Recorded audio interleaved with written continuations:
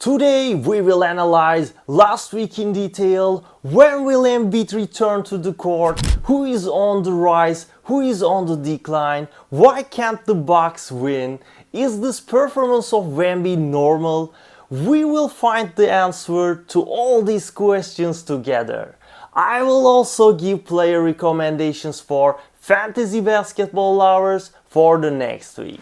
Before we start, if you like the contents, don't forget click the like and subscribe button. Then let's get started right away. First of all, we will start with Philadelphia 76ers. Tyrese Maxey strained his right hamstring and he will out at least 1 week. After 1 week, he will be re-evaluated. Philadelphia, which has been struggling with injuries since the beginning of the season, did not start the season well just when George and Embiid were supposed to return. Maxey got injured. Philadelphia played competitively under the leadership of Maxey despite significant absences. I have said before that this team has a very good roster quality. Embiid is expected to return to the court in the New York match next week. Paul George has already recovered. These two alone can help Philadelphia achieve a winning streak, especially if they come to the end of the season fit and healthy. Philadelphia is one of the teams that will challenge Boston the most for the championship. Let's come to biggest question. Why can't the Milwaukee Bucks win? The Milwaukee Bucks started the season with 2 wins and 8 losses. This is truly incredible. Nobody expected something like this. We can say that Antetokounmpo and Lillard had a very good season, especially in terms of offense. And it is obvious that these two are more compatible than last year. So what's wrong? First of all, we can say that the team's defense is very bad. Damian Lillard has never been a good defender, but Giannis Antetokounmpo was one of the league's most important defenders and won the Defensive Player of the Year award many times. When we look at Antetokounmpo today, we see that he only focuses on offense and does not pose any threat on defense. We see that Brook Lopez, one of the most important rim protectors of this team, has aged a little more and cannot catch up in many positions. These are perhaps the most important thing I have said.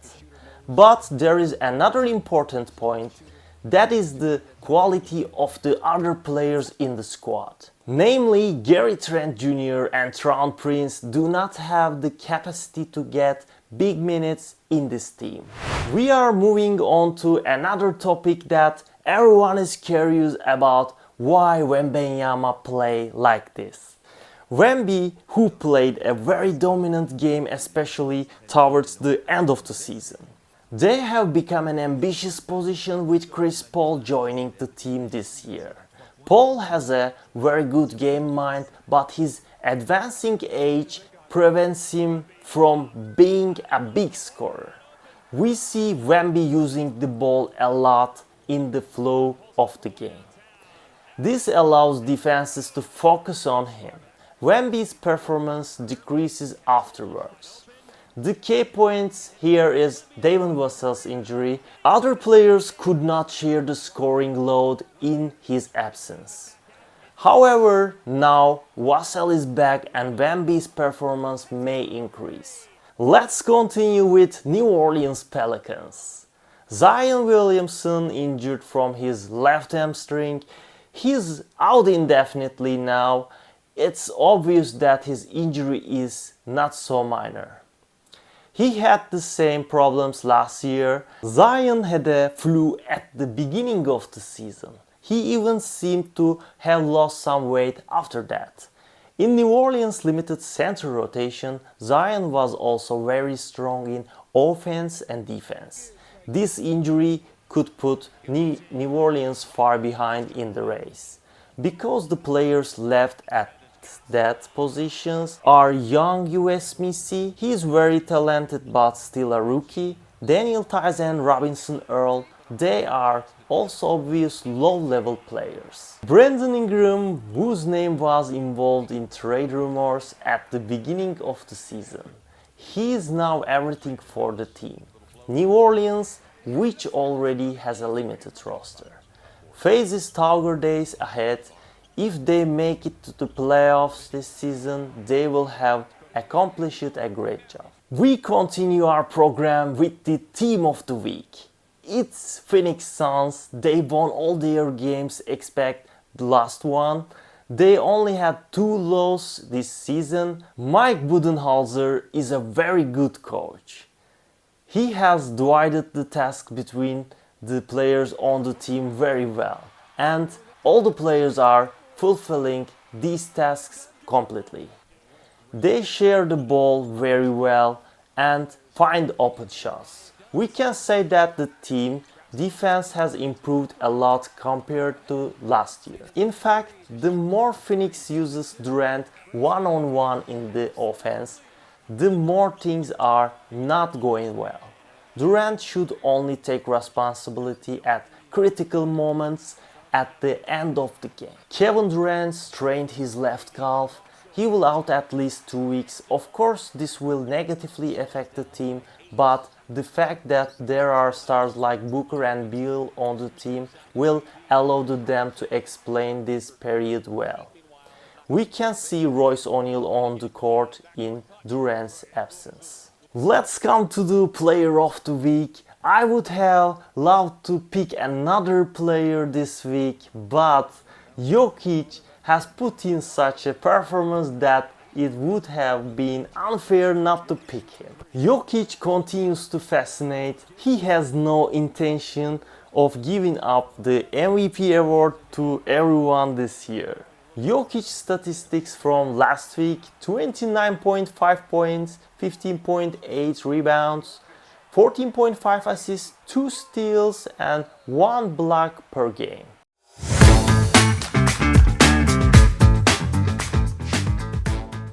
And now we come to the part that fantasy basketball fans love the most: the list of the top 5 edible players. Number 1 is Goga Bitadze from Orlando Magic, 29% rostered in Yahoo.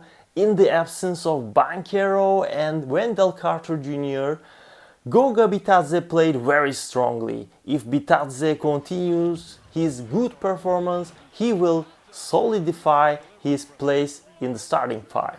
And even if Carter returns, it may not affect his minutes. Number 2 is Grant Williams, 10% rostered in Yahoo. After Nick Richards' injury, only Grant Williams remained as a big man on the Charlotte team. He played very well in this position, filling the stat sheets both offensively and defensively. He could be a good option. Number 3 is Jared McKean, 6% rostered in Yahoo. Jared McKean has played 31 minutes in Philadelphia's last 2 games and he has been impressive. He is averaging 22.5 points with 3.5 3-pointers. He could be a good backup until Tyrese Maxey returns from injury. Number 4 is Isaiah Stewart, 20% rostered in Yahoo. Jalen Duren missed last 2 games and Big Stu played instead of him.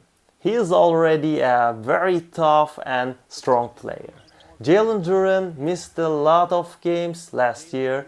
Again, in this same scenario, Stewart could be more valuable. Number 5 is DeAnthony Melton, 12% rostered in Yahoo. I'm not saying add him to the team right away, because the minutes of the players of the Golden State team are never certain.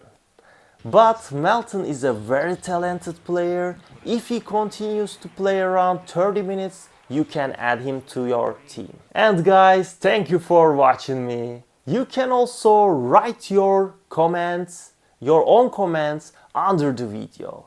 Goodbye until the next program.